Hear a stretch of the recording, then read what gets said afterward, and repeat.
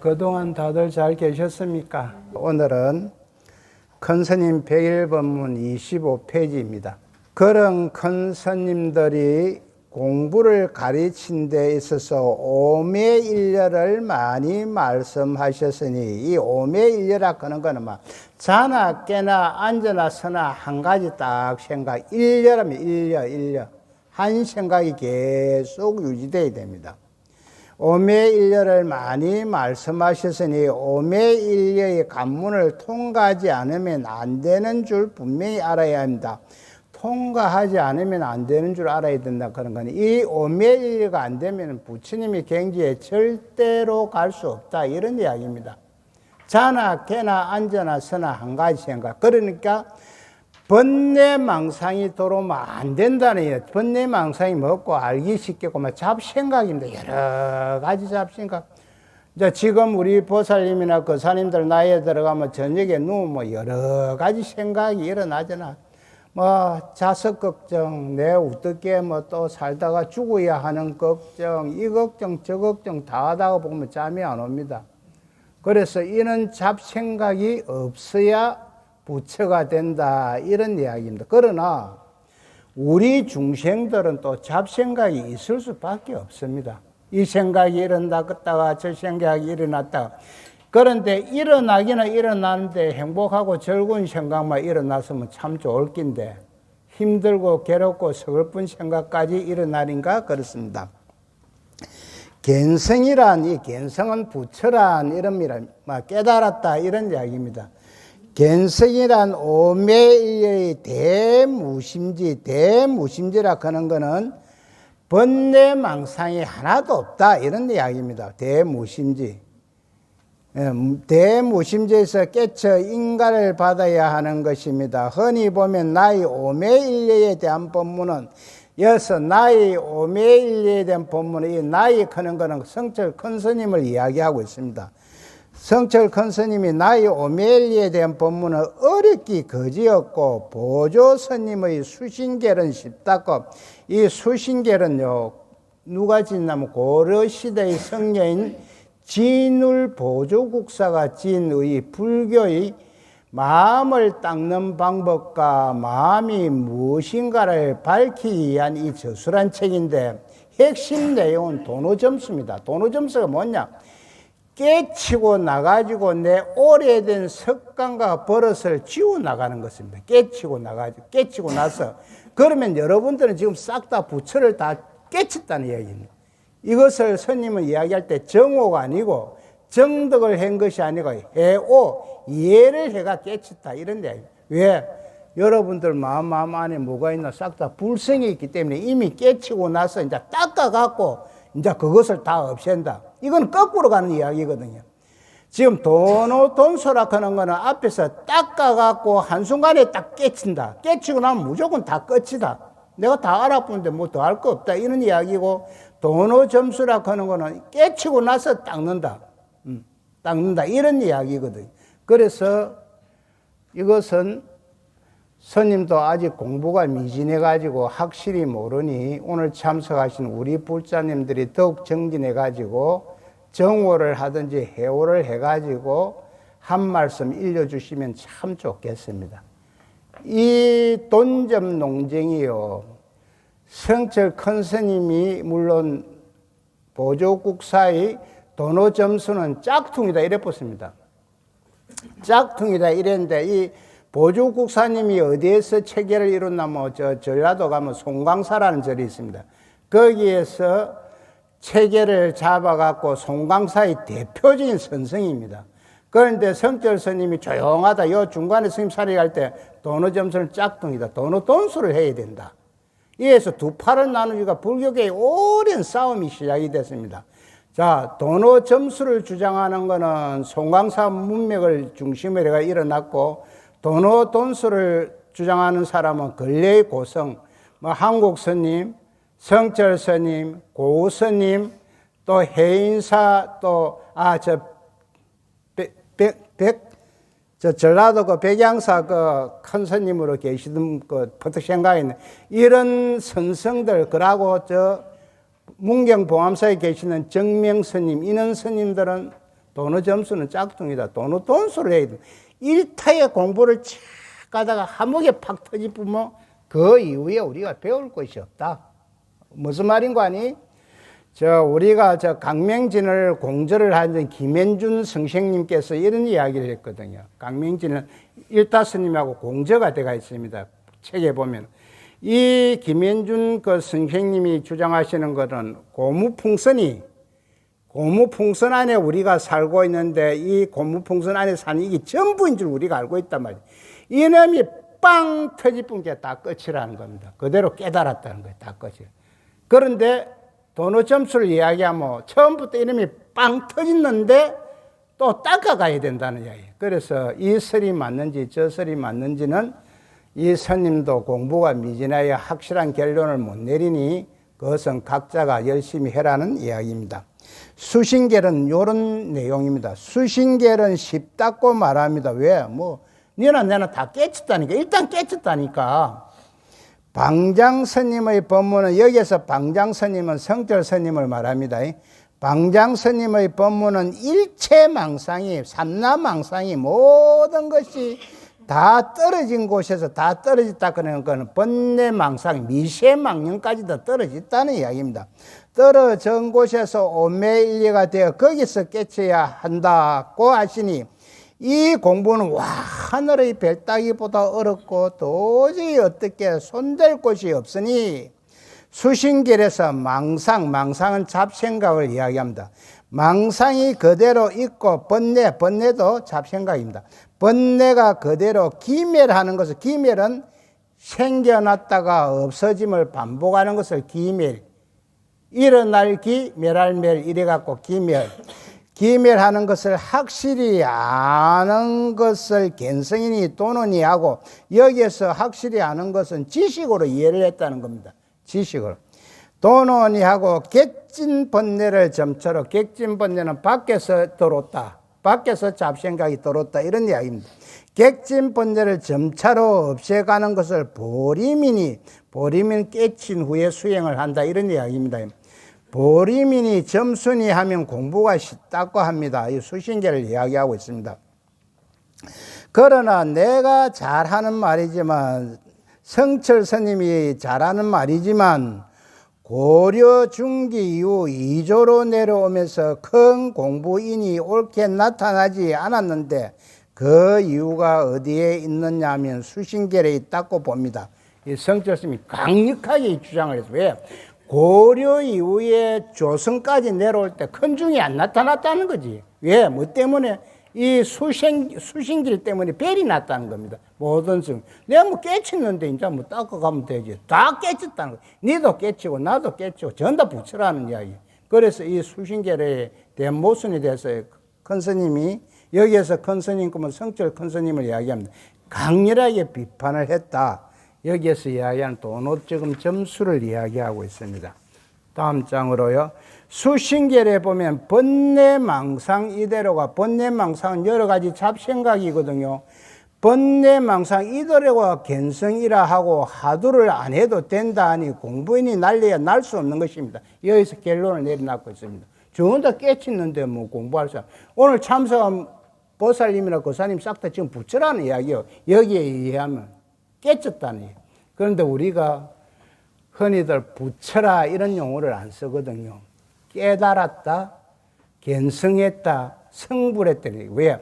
붙여라 하는 거는 우리가 묵시적으로 이렇게 신과 같은 존재입니다.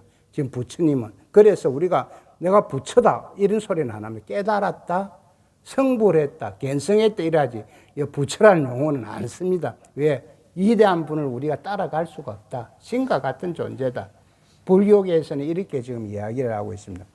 그렇지만 중국까지 가서 공부를 바로 전해받은 태고 스님이나, 이 태고 스님은 태고종의 종조 스님입니다. 지금 비구 대처성 싸움이 일어나기 전까지 태고종과 조계종이 한 절집 안에 같이 밥을 먹고 살았습니다. 그러면 태고종 스님이 뭘 했냐? 사판성입니다. 사판성이 뭐냐? 주지, 행정, 업무 이런 거를 봤습니다. 그러고 조계종 스님은 뭐 했나? 그 중에 선방수자입니다.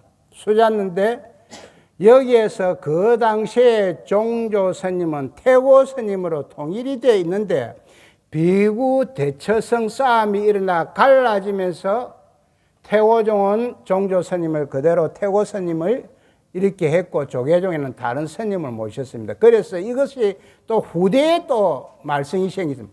누가 또 이것을 했냐면 성철 큰 스님이 조계종 종조 스님은 태고 스님이다 이래 붙습니다. 너가 엉터리 만들어낸 거 그거 절대 안 된다. 왜? 길은 바르게 가야 된다 이 말이에요. 길은. 그걸 태고 이렇게 해갖고 또 문제를 일으켰습니다. 나는 그 문제를 일으킨 것이 성철 큰 스님이 틀렸다고 보지는 않습니다. 바르게 이야기하는데 여기에서요 민주주의 사회에서는 극단적인 단점이 나옵니다. 왜? 내가 무슨 죄를 짓든지 무슨 놈이 되든지 나를 믿고 따르는 사람이 많으면은요 그대로 나는 성인이 돼봅니다. 즉 무슨 말인가? 결론적으로 내가요 아무리 파렴치범이라도 어찌됐든 간에 예시입니다. 내가 창원시장이 딱 됐다. 그럼 창원시장 된 그날부터 나는 성인군자에 올라가 봅니다. 그러니까 내 이전에 내가 무엇을 하는지 필요가 없다. 이게 민주주의 가장 크나큰 단점입니다. 그래서 지금도 불교계에는 이 가장 크나큰 단점이 도로가 문제를 일으키면 뭐 총림에요 방장 스님을 뽑을 때 직선제 투표를 합니다. 옛날에는 밥거리가 크고 공부가 된 스님을 바로 이렇게 앉히는데 추대가 앉힌데 요새는 그게 안 돼요. 왜? 문중마다 파벌이 일어나고 싸움이 붙습니다. 뭐 때문에? 밥그릇 싸움입니다. 밥그릇 싸움. 그래서 통도사 같은 데는 네 밥그릇 한 번 하고 내 밥그릇 한 번 하고 이래 돌아가면서 그게 무슨 말인가 하니 극락암 출신 경봉 스님 쪽에서 한 번 하면은 그 다음에 오라 스님 쪽에서 한 번 하고 이렇게 교대로 합의를 반 거예요. 방장 스님은. 왜? 못 뽑으니까 싸움이 나갖고. 그래서 이것이 단점이다. 요 근래의 행사에서 그런 일이 아니었습니다. 앞스님이 방장 스님을 하시다가 몇 개월 남겨놨고 하야를 했습니다. 왜? 문제가 많아요. 그래서 지금 동명이인이지요. 대원 큰 스님이 방장에 앉아 있습니다. 그 스님. 그러니까 민주주의도 잘하면 좋지만 이는 모순이 있다. 이런 모순. 그래서 태고 스님이나 나웅 스님은 철저하게 오매일려의 관문을 말씀하시고 오매일려는 앉아나 서나 가나 오나 자나 싹 다 하나 일려 한결같은 마음입니다. 계시니면 우리가 부지런히 공부를 해야 하고 바른 길로 가야 합니다. 바르게 지금 이야기를 해붙는데 밑에 있는 사람이 와 그래 어려운 거 우리가 어째 공부할게요. 말하라 채라 밥이나 먹고 잠이나 자고 서로 가다 보내고 말자 이런 식이라 지금. 이중도 마찬가지라 지금. 이중도 떳떳한 방에 오시는 떳떳하면 잠도 못 자자. 좀 시원해야 돼요. 그런 식이라. 자 예를 들어서 이야기를 하니까 오해 없으시기 바랍니다. 지금. 동정의 일리하고 이 동정이라 하는 거 앉아나 서나 하두를 생각하여 번뇌망상이 사라지는 겁니다. 동이라 하는 거는 움직일 동이고 정은 고요할 정자입니까? 그러니까 앉아나 서나 움직이나 번뇌망상이 고요하게 그대로 있고 즉 움직임이나 고요함이 일려한다 이런 소리입니다. 일려 하나의 생각이거든. 일려. 동정의 일려하고 오매의 항상 일려의 하두의 현전함이 하두가 나타남이 물속에 달이 비춘 것과 같아 물이 세차게 흘러 부딪혀도 흩어지지 않고 여기에서 물이 고요하면 달이 딱 비치는데 물이 막 파도가 치고 세차게 흐르면 그 달이 잘 안 보입니다. 이것은 중생들의 마음입니다. 그러나 공부가 다 된 사람은 그 물이 아무리 파도가 치도 여기서 달이 흩어지지 않고 그대로 보인다 이런 이야기입니다. 그러니까 번뇌망상이 아무리 파도를 치고 물이 세게 흘러도 없다 이런 이야기입니다. 지금 흩어지지 아니하고 넓고 아득하여도 없어지지 아니한다. 마음 가운데는 고요하여 흔들리지 않고 밖으로는 흔들려도 움직이지 아니하며 밖으로는 흔들려도 내 마음이 움직이지 아니하며 의심 덩어리가 부서지고 바른 눈을 뜨는 것이 가까웠다. 여기서 동정일려를 말합니다. 그런데 여기에서 우리가 일려라 하는 것은 비슷하게 이야기하면 삼매를 이야기할 수 있습니다. 삼매를. 왜? 우리 보살님이나 거사님이 연속극에 딱 빠졌다. 스님이 가장 좋아하는 연속은 닥터 김사부거든. 그 재생만 있으면 막 보거든. 거래가 딱 빠져 있으면 옆에서 누가 불러도 이 귀에 소리가 안 들립니다. 그것이 지금 동정일려나 마찬가지입니다. 삼매. 우리가 하나, 옛날에 우리 초창기에 텔레비에 나올 때 우리 어머니들이 그 연속교회 심채갖고 그때는 뭐 옷이 밥솥이 뭐 자동으로 이래 안 되고 뭐 이래갖고 밥태 불 때. 뭐 밥태 불 때. 이럴 때가 내 연속에 빠져가 딱 고는 것을 삼매라고 이야기합니다. 삼매. 딱 한 생각이 집중돼가 다른 번뇌망은 절대 못 들어오는 것. 이것을 동정일려라 이야기할 수 있습니다. 홀련히 안팎으로 맞부딪혀 자기를 깊이 밝히면 또한 마땅히 대종사를 찾아 시험을 구하여 법의 그릇을 이룰 것이요 적은 것에 만족하여서는 안 된다. 우리가 공부를 함에 있어서 오매일려라는 관문의 통과가 근본이 되어 있는데 오매일려가 되어서 깨졌다 해도 구경에 못 들어가는 수가 있으니 꼭 본분 종사를 찾아가, 본분 종사는 깨친 분을 찾아가 인가를 받아야 된다. 너는 깨쳤다. 이래 인가를 받아야 된다. 인가를. 이마치 공부라는 것이 어려운데 공부하다가 번뇌망상 여러 가지 생각이 여전한 사랑분별을 가지고, 사랑분별은 우리가 생각하여 헤아린다 이런 이야기거든요. 그러니 사랑분별을 가지고 아는 채 하는 것은 생각해 볼 수도 없는 것입니다. 자, 여기에서 본분 종사, 여기 한 가지 잠깐 짚고 내면, 우리 성철 큰스님은요, 성철 큰스님을 내가 경전에 여러 가지 찾아봐도 성철 큰스님을 인가해 주신 스님이 없습니다, 지금. 왜? 자기가 그 당시에 깨쳤다는 하남 스님이나 망공 스님이나 이런 여러 스님을 찾아가 보니까 자기가 볼 때는 자기 수준 미치더라는 거지. 그런데 깨치면 한 번 딱 깨치고 끝나야지. 망공스님 가고는 어디서 한 번 깨치고 어디서 한 번 깨치고 어디서 한 번 깨치고 세 번을 깨쳤다는, 이건 아니다는 거지. 한 번 깨치면 그 이후 모든 것이 끝나야 되지. 그래서 성철 스님은 경전에 보면은 자기를 인가해 준 스님이 안 나옵니다. 안 나오죠. 왜? 안 나오는데 거의 상자인 원택 스님의 책에 딱 보면은 자기를 인가해 줄 수 있는 그는 스님이 없더라는 이런 식으로 나옵니다. 그때 금호 스님도 유명하시고 다 했는데 성철 스님보다 한 수 아래라는 이야기. 그래서 서로가, 저번에도 말씀드린, 서로가 서로를, 이제 인가인 대표적인 케이스가 한국 스님하고 성철 스님은 갑장입니다. 갑장이고 둘이 다 선성이고 깨달으신 분입니다. 그 문경 봉암사 시절에 성철 스님이 한국 스님은 깨달았다 큰 깨네. 내가 니한테 하도를 한번 주볼거면 하도를 딱 주는데 한국 스님이 다른 은사 스님들한테는 깨달았다고 자기 인가를 받았는데 성철 스님이 하도를 주는 걸 자기가 몰랐어요. 몰랐어요. 그래서 37일, 21일 동안 그 하도를 갖고 물고 늘어진 게 21일 만에 성철 스님이 준 하도를 깨쳤다는 거예요. 깨쳐갖고 딱 보니까 한국 스님이 성철 스님을 보니까 성철 스님도 호랑이는 호랑이인데 새끼 호랑이라 한국 스님 볼 때 그게 완전한 깨침이 아니다 이 말입니다. 그러니까 문경 보암사 그 일좀 밖으로 밀어내갖고 안에서 문을 잠가 빙기라. 한국 스님 문을 잠갔게 성철 스님 성질 그 없답니다. 그 쌍욕을 밖에서 그 절골책 울리들 욕을 하다가 문을 안 열어주니까 자기가 막 큼직한 방구로 꼬갖고 막 이래 막 그 나무대문 아닙니까? 나무대문을 막 빵 때리니까 안에서 한국 스님이 그 대문이 부서지면서 막 이놈의 돌미가 발등을 막 때리뿐데 발등이 막 깨지가 피가 막 엉망. 그때 왜 하도 성철 스님이 밖에서 감을 지르게 한국 스님 딱 체킹해 본 게 얼추 깨쳤다는 거지. 그래서 문을 열어주려고 대문을 열려고 하는데 막 이놈의 돌미가 날라가.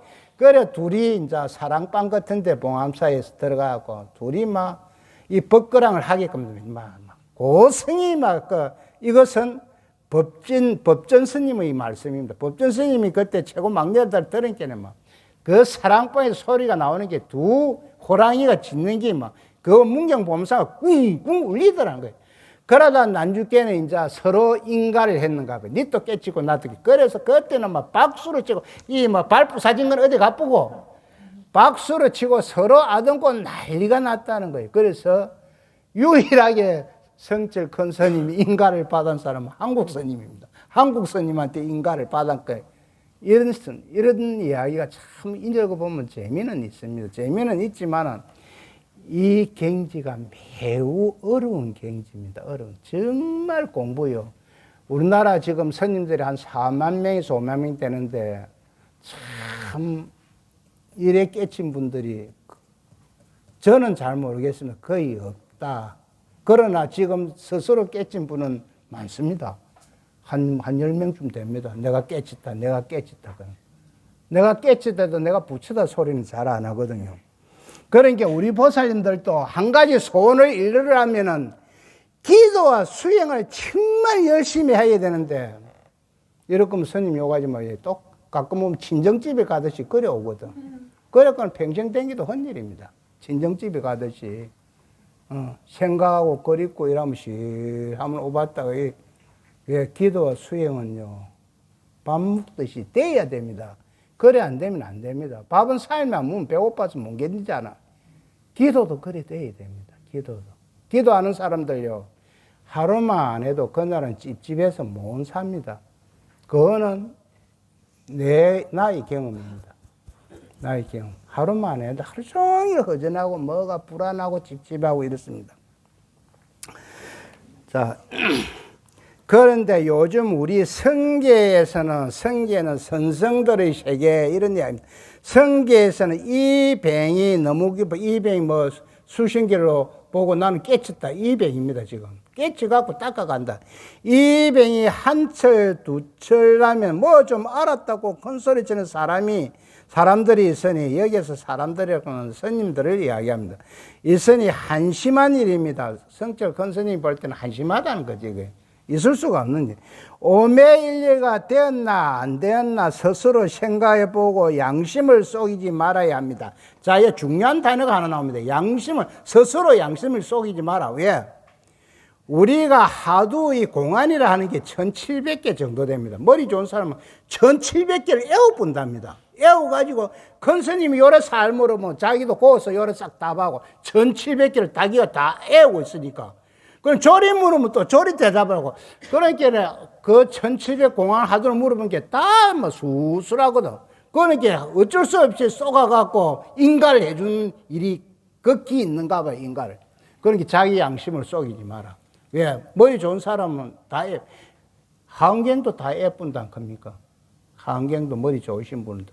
한경을 다 외우신 분은 내가 경전적으로 볼 때는 옛날에 저쪽에 월정사에 계신 탄어 큰 스님이 계셨습니다.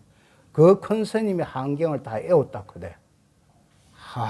머리가 뭐. 뭐 신약구약도 다 예쁘고 뭐. 신약구약 60몇 건 안 되면 그것도 다 예쁘고. 그래 머리가 좋더라 그래.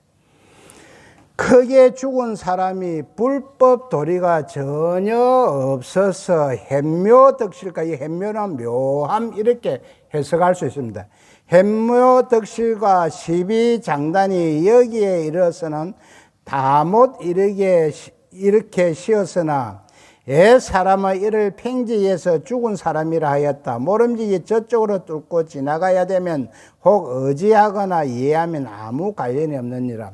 요 용어 하나하나에 우리가 이해하고 해석을 안 해도 됩니다. 이것은 깨친 입장에서 이렇게도 표현하고 저렇게도 표현을 해놨기 때문에 우리가 깨치기 전에는 이런 내용을 확실히 알 수가 없습니다. 이게 모르면 저쪽으로 뚫고 지나가야 되면 저쪽이 어느 쪽인가 동쪽인가 남쪽인가 북쪽인가 서쪽인가 우리가 알 수가 없는 이야기입니다. 지금. 밑에요. 이처럼 무쇠로 만들어 놓은 사람은 혹 기특한 경계나 혹 나쁜 경계를 만나더라도 이 앞에 이르러서는 모두 꿈속과 같아 육군이 있음을 알지만 육군은 아니 빛을 신이죠. 이거 막 기초에서부터 나오는 소리입니다. 육군, 안, 눈, 귀, 코, 해, 몸, 생각, 아니 빛을 신이. 육군이 있음을 알지 못하면 아침 저녁을 알지 못한다. 깨친 분은 이렇다. 이런 말입니다. 지금. 자, 비록 이러한 경계에 이르러서도 잔재와 꺼진 불을 여기서 잔재와 꺼진 불은 어디에 비유해 놨냐면 거짓 무심. 거짓말로 내가 아무런 번뇌망상이 없다. 이런 이야기입니다. 밑에 이야기가 나옵니다. 지금. 잔재와 꺼진 불을 지켜 캄캄한 곳으로 들어가서는 못쓰니 모름지기 몸을 돌리는 한 한류가 있어야 한다. 제8 아래야 무기식. 이 무기식이라는 미세번뇌, 미세망념 이렇게 이야기하고 있습니다. 우리 마음의 꼭대기는 제8 아래야식이 있다. 이런 이야기입니다.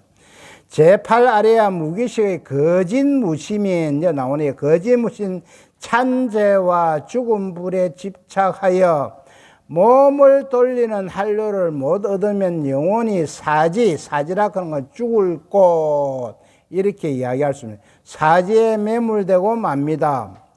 조조 스님이 투자 스님에게 물었다. 크게 죽은 사람이 다시 살아날 때는 어떠합니까?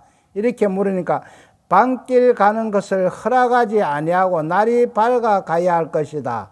강지 스님이 소참이라 그런 것은 때와 장소를 가리지 않고 수시로 객식 없이 하는 법문입니다.